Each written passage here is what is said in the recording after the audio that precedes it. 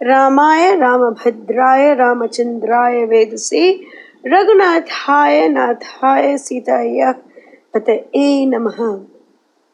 So we are addressing a series of questions, and we are going to move into a little controversial topics. And today's topic is, why did Lord Rama ask Mother Sita to go off to the forest when she was pregnant with the twins Kusha and Lava? So it looks very cruel. Why should a husband ask his wife to go away? But we need to remember that Rama never does anything wrong. This is the fundamental knowledge that we should have. Rama is 100% correct. So if we think that he did something wrong, it is not his problem, it is actually ours. So the problem lies with us. So we need to look at the Lord's actions through the lens of bhakti, through the lens of true knowledge from the acharyas, and through the eyes of bhakti. And only then can we understand why the Lord does certain things.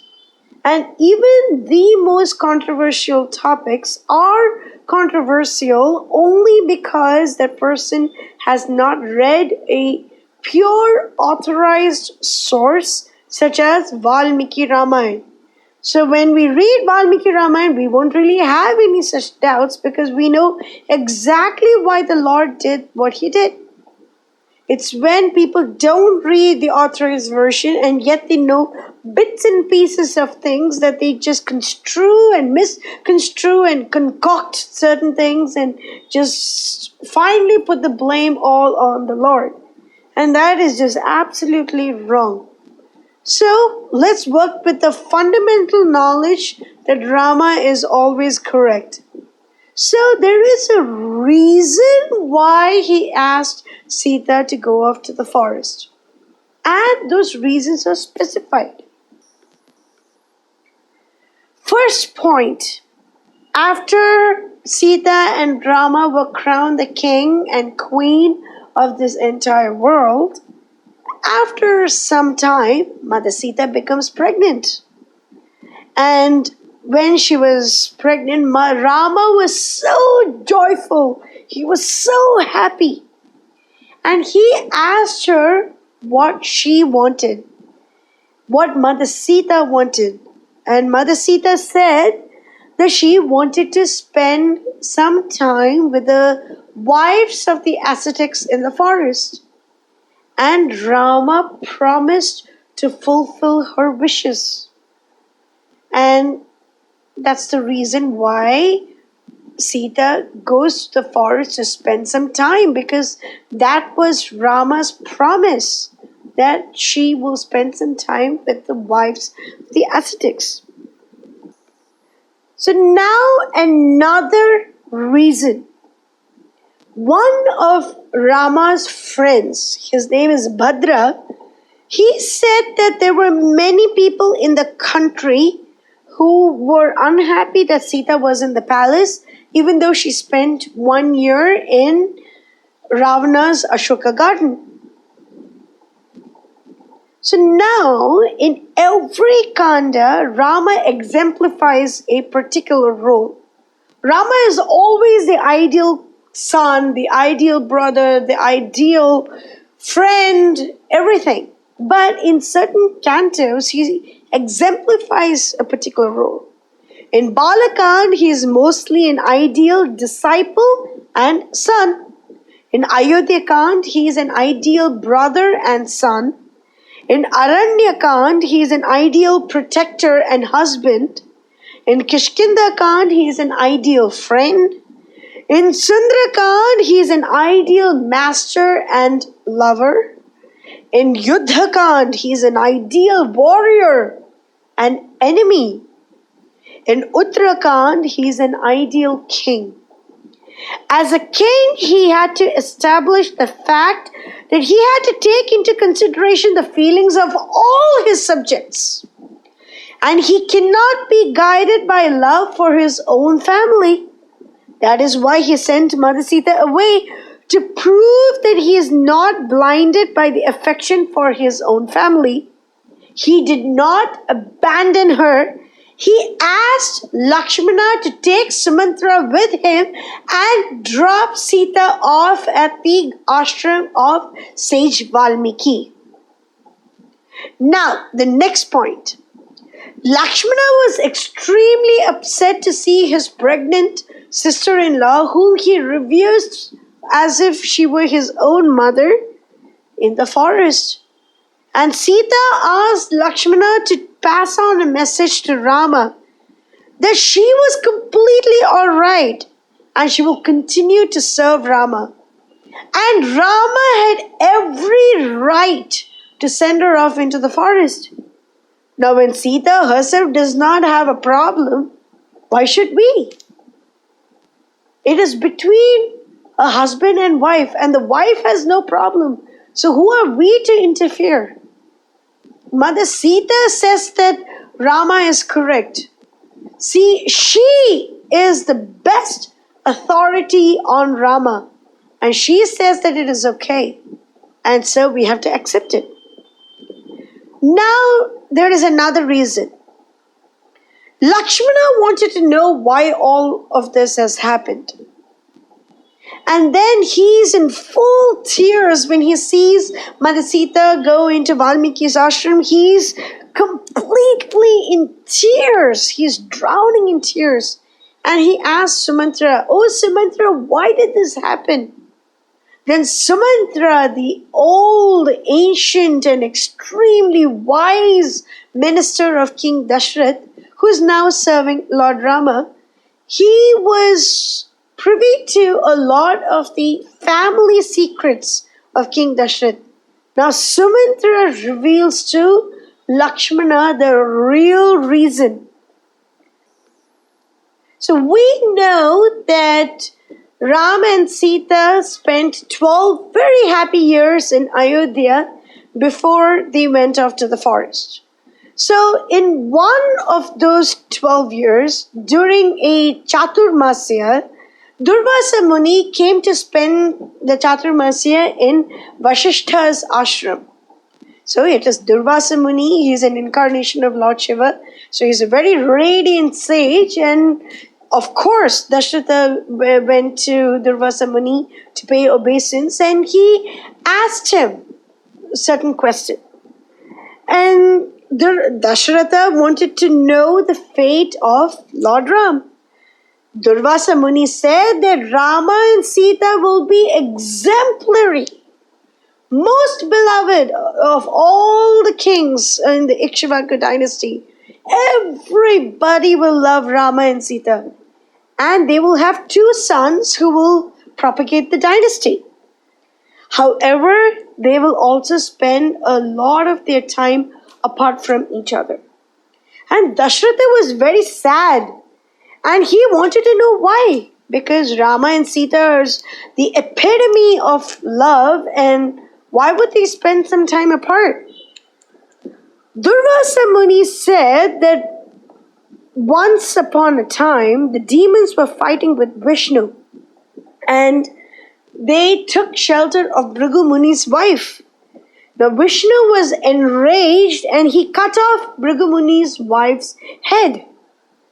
Bhrigu Muni was mad and he cursed Vishnu that when the Lord comes down as a human being, he too will be separated from his wife. And then Bhrigu Muni thought, "Oh my goodness, what have I done? I have cursed Lord Vishnu." And he conducts austerities and prayers, and Lord Vishnu appears in front of Bhrigu Muni. And he, with a very sweet smile, he says, "I accept your curse. I accept it." Now it is that very Vishnu has taken birth as a human being, Rama. And Sita is Rama's eternal consort, who's none other than Mahalakshmi herself. And as a consequence of that curse, Rama and Sita will spend time away from each other. When Sumitra, who listened to this story as spoken by Durvasa Muni, told this to Lakshman, Lakshmana immediately stopped crying and he became very happy. Now nobody loves Rama and Sita more than Lakshman. Nobody does that.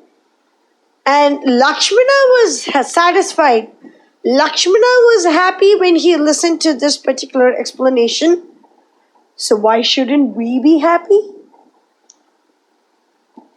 Now Rama never forgot Sita. When Sita was about to give birth to Kusha and Lava, he made sure that Shatrughna was with her. So Shatrughna was supposed to go to kill Lavanasur, and Rama asked him to stop in Valmiki's ashram. And at that time, on that day, Kusha and Lava were born. So Rama's very selfish Shatrughna, and Shatrughna was with Sita at that time. Kusha and Lava were born listening to the glories of the Lord. So if we need an example of Shravanam in Valmiki Ramayana, the best example is Kusha and Lava. The second that they were born listening to the glories of Lord Rama. How magnificent is that? Now Valmiki knew the purpose of Kusha and Lava, and he trained them in scriptures from their very youth. That is the reason why those two glorious sons of Mother Sita and Lord Rama, they were able to memorize 24,000 verses at the tender age of 12. At 12 years of age, they were able to perfectly sing the glories of Rama. The perfect authorized version of Ramayana is Valmiki Ramayana, and the first two boys to sing Valmiki Ramayana was Kusha and Lava. When Rama conducts the Ashwamedha Yajna for the very first time, he does multiple yajnas. When he does that for the very first time, that's when Kusha and Lava come into Ayodhya and sing the glories of the Lord. After about a month, when they had finished the recitation of Uttara Khand, that's when Valmiki brings Mother Sita in front of Lord Rama in his court, and Rama asks Sita to prove to the world once again that she is completely pure. And to witness that spectacle, all the Devatas, all the Gandharvas, all the Apsaras, everyone appeared. The whole population of Ayodhya appeared. And once again, this is to glorify Lord Rama and glorify Mother Sita. Mother Sita says that if she has continued to think about Rama through her words, deeds, and in her thoughts, may the earth split open and may she go inside the earth. And that's exactly what happens. From the earth split, and from there came Bhuma Devi on a resplendent throne. She took in Mother Sita with her, and Mother Sita went out inside the earth, and she continued to do austerities for Rama. She did not stop even then. She continued to revere and love and respect Rama. Now Rama, on the other hand, did not forget Sita at all. Rama conducted multiple yajnas. He conducted Ashwamedha yajnas, Pundarika yajnas, Vajpaya yajnas, and for every single yajna, it is specified in scriptures that the husband and wife should do those rituals together. Rama was essentially living as a widower at this time, but he did not accept another wife. He did not even think about marrying another woman. He constructed golden murtis of Mother Sita, and he sat with that golden murti and he conducted the sacrifices. Now at the very end, after 11 11,000 years, after 11,000 years of ruling the kingdom, when Rama went back to the spiritual Ayodhya Dham, Mother Sita joined him again in the form of Sri Devi and Bhudevi. So Rama walked and he had Sita on his side. Sri Devi and Bhudevi accompanied Lord Rama because at that time he was close to taking his natural form as Lord Narayana.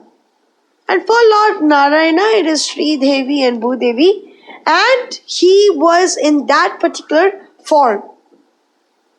And Sita and Bhuma Devi, Sri Devi and Bhudevi walk beside Rama. That is the reason why Sita and Rama are never separated. Even when they are physically apart, they are together. We cannot understand their relationship. So we have absolutely no right to comment negatively on their relationship. We can learn a whole lot from Mother Sita's attitude towards Lord Ram, her devotion, her unflinching, unfailing devotion towards Lord Ram, and how she is a conduit of the Lord's mercy from the Jivatmas to the Supreme Lord. She is the actual conduit. She is the one who intercedes for us. And Rama listens to her. Mother Sita's opinions matter to Lord Ram. And this is very evident throughout Valmiki Ramayana. And therefore we need to read the entire Valmiki Ramayana to understand why the Lord does certain things. So I hope I've made this particular topic very clear. Thank you. Haribol.